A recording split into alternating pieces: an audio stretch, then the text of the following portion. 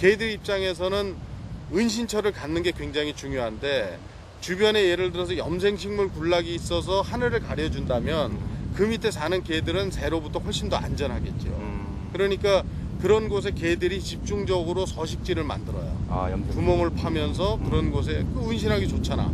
그러니까 그런 곳에 이제 그 개들이 은신처를 쌓게 되면 개들이 구멍을 파주면 그 식물 입장에서 볼 때 구멍 밑에 깊숙이 뿌리 부분까지도 산소 공급이 잘 되죠.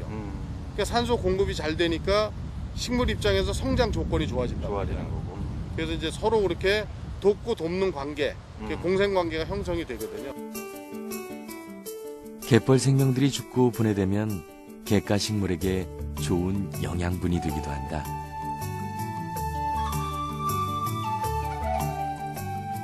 갯벌 생명과 갯가 식물이 유기적으로 서로 도우면서 갯벌은 더욱 건강해지는 것이다.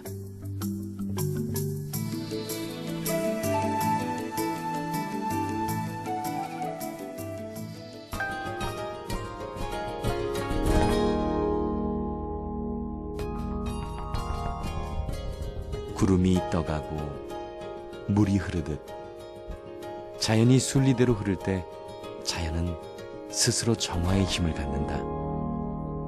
갯벌 역시 자연 그대로 놓아둘 때 자연에서의 제소임을 다하는 것이다.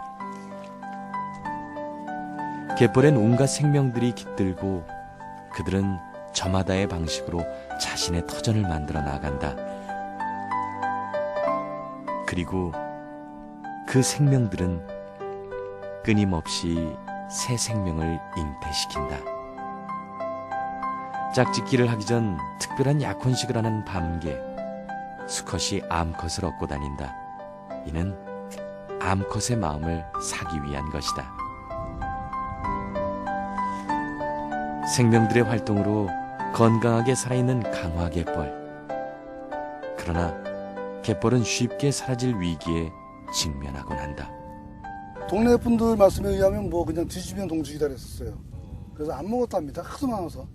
이 사람들이 그걸 안 먹었다고 할 정도로 많았다고 하는데 지금 이게 영종도 공항이 막히면서부터인지 아니면 동검도가 연륙이 막히면서부터인지는 정확히 알 수 없는데 현재 지형 변화가 가장 컸던 게 뭐냐면 동검도 연륙교 만든 거, 그다음에 황산도에 저수지 만들면서 막은 거, 그다음에 이쪽 김포공항 만든 거, 요 세 개가 가장 큰 공사였거든요.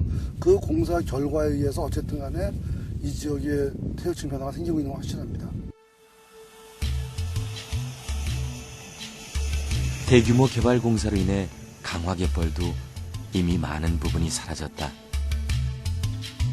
국제공항 건설 이후 갯벌 규모의 변화상을 지도로 살펴보면 초록색 부분이 갯벌이다. 섬보다 갯벌의 규모가 더 크다. 그런데 공항 건설 이후 갯벌이 확연히 줄어든 걸 확인할 수 있다. 공항 건설 당시 매립된 갯벌 규모는 여의도 면적의 5.5배. 그 외에도 경기 일원에서 벌어진 각종 개발 공사로 인해 갯벌이 매립됐다. 최근엔 조력발전소 건립 계획이 추진되고 있어 강화갯벌 일부가 매립될 위기에 처해 있다. 그러니까 자연이라고 하는 것은 정말로 자연스럽게 자연 그 자체가 있을 때 건강할 때 가장 가치가 있는 공간이거든요. 그러니까 그거를 어떤 논리를 가지고 그걸 변형을 한다고 하더라도 그 건강성은 그대로 지켜낼 수 없어요. 따라서 자체에 있는 것만으로도 우리한테 무한한 혜택을 주고 우리한테 도움을 많이 주는 그런 갯벌을 그냥 놔두면 되는데 그 놔두는 거를 못하는 거예요, 지금 사람들이. 수도권에 가까이 있다라고 하는 이유가 가장 큰 단점이거든요. 개발 압력이 너무 높아. 근데 사실은 장기적으로 봤을 때 강화갯벌은 놔둬야 이 수도권에 있는 나가서 우리나라가 전체가 다 혜택을 보는 공간이거든요. 강화갯벌은 건강하게 놔두는 것이 가장 현명한 일이라고 생각합니다. 갯벌은 그 존재만으로도 인류와 자연을 이롭게 한다. 갯벌에 기대 사는 생명들은 벌과 모래 속의 유기물을 먹어주어 갯벌을 건강하게 한다.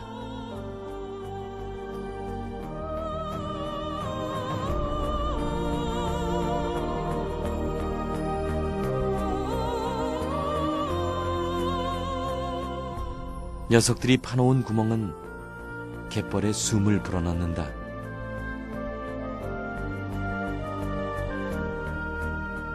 갯벌은 생명을 품고 생명들은 끊임없이 도시의 강으로부터 흘러내려온 오염물질들을 정화시킨다.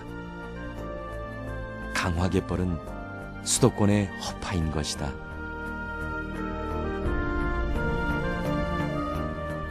더불어 강화갯벌은 숱한 생명과 인간에게 삶의 터전이 된다.